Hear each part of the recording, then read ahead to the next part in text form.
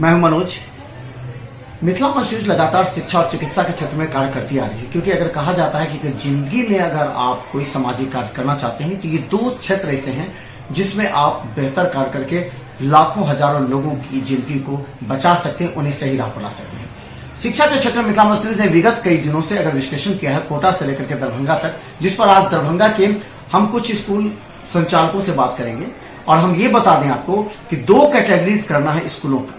ये आप समझ सकते हैं अभिभावक, क्योंकि आप सीधा उंगली उठा सकते हैं स्कूल मैनेजमेंट पर, लेकिन आप उस उंगली को कभी अपने तरफ ले जाके देखिएगा तो बहुत कुछ पता लगेगा कि आपकी भी जिम्मेवारी है कि किस स्कूल में आप अपने बच्चों का नामांकन कराते हैं, उसका क्या क्राइटेरिया है, इंग्लिश स्पोकन है या नहीं, सिलेबस पूरा होता है या नहीं, डिसिप्लिन है या नहीं। कई ऐसे मुद्दे हैं जिसकी आपको गहराई से जांचनी होगी, क्योंकि बच्चे तो अबोध है, वो जिस तरफ चाहेंगे आप जैसे। हमारे साथ सुहेब जी हैं, दिल्ली पब्लिक स्कूल के निर्देशक हैं।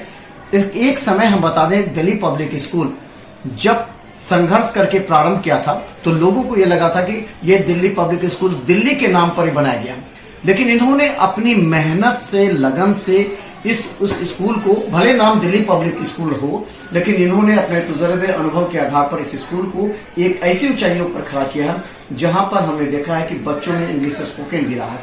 तो आपने जब स्कूल प्रारंभ किया था उस समय के हालात कैसे थे और किस तरह संघर्ष आपने किया था? देखिए, उस समय की जो हालात थी तो बहुत सी परेशानियों से मुझे जूझना पड़ा था।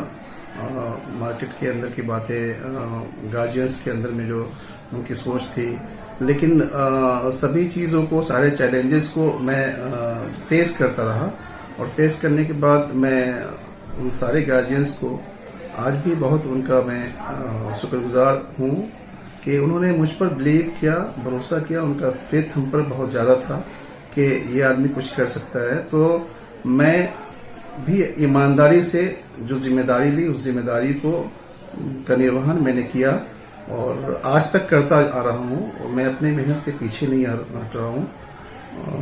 तो अभी ये है कि शुरू से आप देखते आ रहे हैं कि स्कूल के अंदर में जो भी हमसे बन पाता है, जो हमारी सोच बनती है कि इस स्कूल से जो बच्चे हैं, हमारे विद्यालय से जो बच्चे निकल रहे हैं, वो सबसे पहले एक सोशलिस्ट हो और वेल मैनर्ड हो। क्योंकि मैं ये समझता हूँ कि शिक्षा से पहले बच्चों के अंदर में मैनर का होना बहुत ज़रूरी है। तो इस मैनर के लिए मैं बहुत ही कोशिशें करता रहता हूँ कि बच्चे हमारे सर्टिफिकेट ले लें, उनके पास डिग्रियाँ हो जाए, लेकिन संस्कार ना हो तो वो डिग्री मैं समझता हूँ बेकार है। तो सुहेब जी, जिसमें आपने संघर्ष किया था उस समय से ही एक ऐसी परंपरा की शुरुआत कुछ लोगों ने कर दी थी जो आपके स्कूल से ही निकलकर उन्होंने दिल्ली पब्लिक स्कूल के नाम पर कहीं कहीं स्कूलें खोली, कई जगह जाकर के अब प्रखंडों में भी इस तरह के खोल करके लोगों के गुमराह किया जा रहा है। लेकिन एक चीज अब आपको कम कहेंगे, जरा इसकी तकनीकी बातों पर ध्यान दें। अगर फिटजी या आकाश जैसी कोई संस्था एक जगह केंद्रित है तो क्या उसके ब्रांच में भी उस तरह की क्वालिटी हो सकती है? क्या उस तरह के क्वालिटी टीचर हो सकते हैं? क्या डिसिप्लिन हो सकता है? ये आपको सोचना पड़ेगा। अगर दिल्ली पब्लिक स्कूल दरभंगा में अगर कैदराबाद में सिचुएटेड है तो क्या इसके नाम पर जो लोग खोल रहे हैं क्या उस गुणवत्ता पर है? आप विश्वास के साथ अपने बच्चों को दे देते हैं, लेकिन वहाँ ये उस समय से परंपरा आपके स्कूल के ही। जी जी बिल्कुल। अभी मैं देख रहा हूँ कि इस तरह से जगह जगह पर बैनर लगा करके उसके लोगों में छेड़छाड़ करके और लोगों ने एक तरह से इसको अजीब तरीके से, एक लगता है कि क्या बना दिया, समझ में नहीं आता है। और एक ये सोच रहे हैं कि ये कमाई का एक बहुत बड़ा जरिया बना दिया है। उनकी सोच वहाँ पर नहीं है कि हमें किस तरह का एजुकेशन देना चाहिए, हमारे ऊपर कितनी बड़ी जिम्मेदारी है, गार्जियन का कितना हाईली एक्सपेक्टेशन किसी बैनर से होता है। उस एक्सपेक्टेशन को फुलफिल करने के लिए नहीं है, बल्कि ये लोग हमें, खास करके मैं ये समझता हूँ कि आज 13-14 साल हो गया और मैंने जो मार्केट के अंदर में अपना रेपो बनाया, मैंने जो गार्जियन में एक अच्छा मैसेज दिया, उसको कैश करने के लिए और उसे एक तरह से बर्बाद करने के लिए ये लोग जगह जगह पर एक मार्केट के अंदर में जो मार्केट होता है उस तरीके से मार्केट में जाकर के लोगों ने स्कूल खोल दिया है। और मैं तो एक गार्जियन से कहना चाहूँगा कि आप ये देखिए कि जो डीपीएस का क्राइटेरिया है वो फुलफिल कर रहा है कि नहीं कर रहा है। 4 रूम ले लिया, उसमें डीपीएस खोल दिया। तो भाई मेरे कहने वाला तो ये है कि क्वालिटी अगर आप प्रोवाइड कर रहे हैं तो अपने नाम से भी अगर आप स्कूल खोल रहे हैं तो कोई जरूरी नहीं है कि बैनर डीपीएस हो। अगर कोई आदमी हॉर्स पब्लिक स्कूल खोल दे, कोई आदमी किसी चीज का कोई सिटी का नाम या कोई दूसरा नाम अपने नाम से खोल दे, लेकिन उसकी मंशा ये होनी चाहिए कि हम क्वालिटी एजुकेशन दे करके अपने जो बच्चे की जिम्मेदारी ले रहे हैं उसके भविष्य को मैं बिल्कुल ब्राइट करने के लिए आगे बढ़ा हूं। तो उसमें क्या होता है कि एक समाज जो है वो उसकी बोलते हैं कि एक नया समाज बन सकता है, बच्चे का जो फ्यूचर है वो अच्छा हो सकता है। वो उस सोच से अगर लोग चलते हैं तो बहुत आगे बढ़ेंगे। कोई जरूरी नहीं है कि डीपीएस का बैनर लगा करके लोग आगे बढ़ जाए। अच्छा सुहेब जी, आप बहुत दिन से इस पर अध्ययन करते हैं, अब हम काम की बात करें अगर, तो क्या दरभंगा में ही या कहीं भी अगर कोई स्कूल है, क्या 2 कैटेगरी होना चाहिए? एक कैटेगरीज वो जो पूरी डिसिप्लिन इंग्लिश स्पोकन के साथ जो कोर्स सब्जेक्ट सिलेबस पूरी तरह कंप्लीट करता है, बच्चों को प्रैक्टिस कराता है, बच्चों को टेस्ट के जरिए प्रैक्टिस के जरिए उनके मनोबल को बढ़ाता है, और कुछ बच्चों का सिलेक्शन करके उन पर विशेष ध्यान देता है। क्या इस तरह की कैटेगरीज होना चाहिए? सहमत हूँ आपकी बातों से, मैं बहुत ही जरूरी है, मैंने देखा भी है और मैंने कुछ क्लासेस को अलग भी किया है, और मैं यहाँ पर लड़कियों का क्लासेस भी मैंने अलग कर दिया है क्या कि मैंने देखा है कि हमारे क्लासेस में अगर 30 बच्चे हैं, हमारे 15 से 18 या 20 बच्चे हमारे बिल्कुल क्लीन हैं और हर तरह से वो हमारे अप टू द मार्क हैं, और मेरे 10 बच्चे ऐसे हैं जो बिल्कुल अप टू द मार्क नहीं है, कहीं से मैंने ले लिया या मेरी लापरवाही हो या आकर के वो बिगड़ गए हों या घर से बिगड़े हुए हों, तो वो बच्चे या अपने जो फ्रेंडशिप उनका चलता है उस माहौल से निकल के आ रहे हों, तो ऐसे बच्चे जो हमारे क्रीम बच्चे हैं उसे बर्बाद कर देते हैं। तो बहुत जरूरी है क्रीम बच्चों को एक अलग अलग रखना चाहिए, और उससे जो बी ग्रेड में बच्चे आते हैं उसको अलग रखने की जरूरत है, और बी ग्रेड को भी ए ग्रेड में लाने की जरूरत है, और जो ए ग्रेड है उसको बिल्कुल टॉप पर लेके जाने की जरूरत है। तो ये बहुत ही जरूरी है।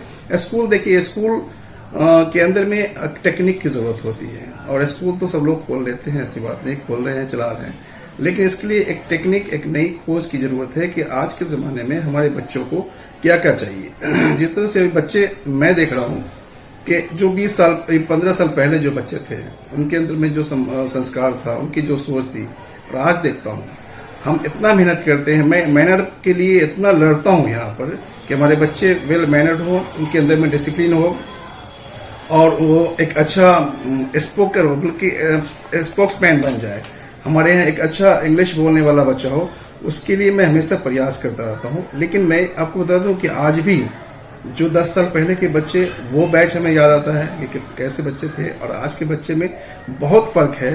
और फर्क का रीजन भी है कि हमारे साथ में एक सोशल मीडिया है, जिसके आ जाने की वजह से गार्जियन का जो एक लगाम होता है बच्चों पर, वो बहुत कम हो गया है। बच्चों को एंड्रॉयड मोबाइल दे देना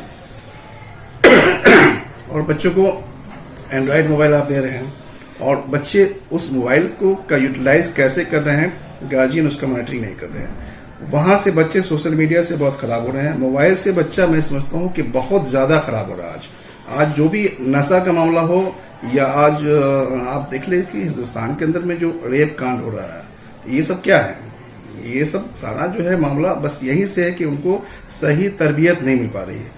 तो स्कूल जो है ये मैं समझता हूँ कि ये it's not a study centre, it's a learning centre. So learning में क्या है कि तहजीब, मैनर्स, तो बच्चों को पहले यहाँ सिखाने की जरूरत है, और हम यही कोशिश करते हैं बच्चों की क्लास में जाकर के। मैं खुद काउंसलिंग करता हूँ बच्चों को, कि बहुत ज्यादा जरूरत है पढ़ाई से ज्यादा काउंसलिंग का। बच्चों को काउंसलिंग किया जाएगा तो नेचुरली बच्चे अच्छे होंगे और बच्चे वफादार होंगे। जब वफादार होंगे तभी गार्जियन का जो कॉलर है वो ऊंचा होगा। एक कई बार एक्सपेरिमेंट अलग अलग तरीके से भी एक्सपेरिमेंट किया जाता रहा है, हर स्कूल भी करते हैं, लेकिन एक एक्सपेरिमेंट ये हो कि अगर हमारे क्रीम बच्चों को लगातार प्रैक्टिस टेस्ट के जरिए उनको प्राइज दे करके उनके मनोबल को बढ़ाने के लिए, ताकि जो हमने कोटा में देखा है कि 2 वर्ग में बच्चों को बांटा गया, जो एक कैटेगरीज के हैं उन पर दिन रात मेहनत करना पड़ता है, ताकि वही और बच्चों को इंक्रेज करता है, गार्जियन को भी। तो क्या आप अपने इस तरह का?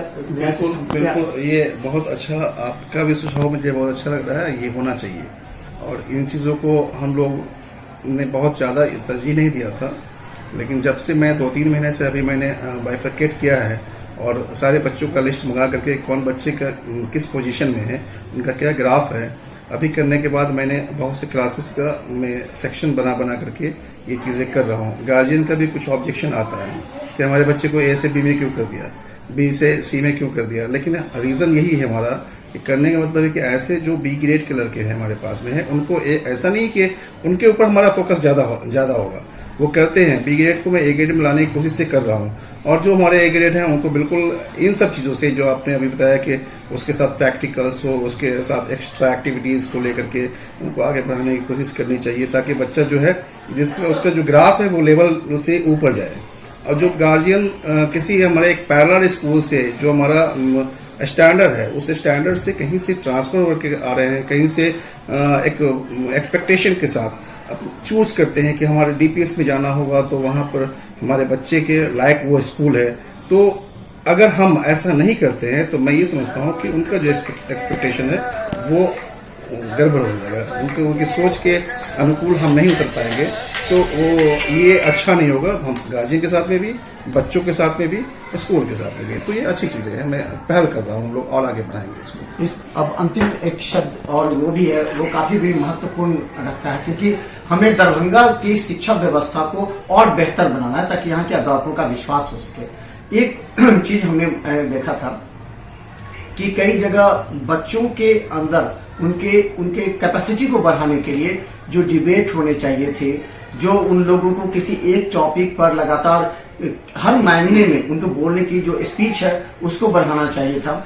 इसके अलावा बच्चों के अंदर जो क्वालिटी होती है उसको अकॉर्डिंगली अगर बढ़ा करके उनको प्राइज डिस्ट्रीब्यूशन कराया जाए और बड़े अधिकारियों के जरिए तो ये हो सकता है। तो इस पर देखिए, हम लोग डीपीएस में आपको बता दूं कि दरभंगा में जब से डीपीएस आया है तब से जो और स्कूल में नहीं होता था, मैं बहुत ही गर्व के साथ बताना चाहूँगा कि बहुत से स्कूल ने देख करके भी इन चीज़ों को अपनाया है।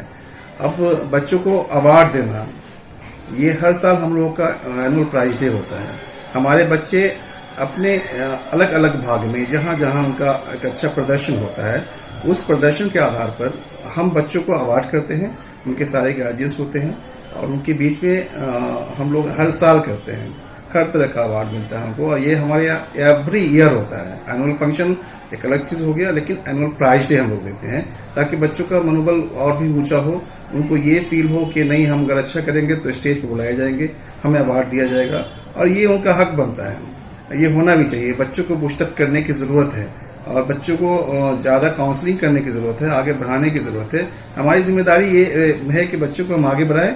मेरा कतई ये हमारी सोच नहीं है कि मैं सिर्फ पैसे कमाऊँ। यहाँ पर स्कूल जो है वो पैसे कमाने का एक बहुत बड़ा जरिया नहीं होना चाहिए।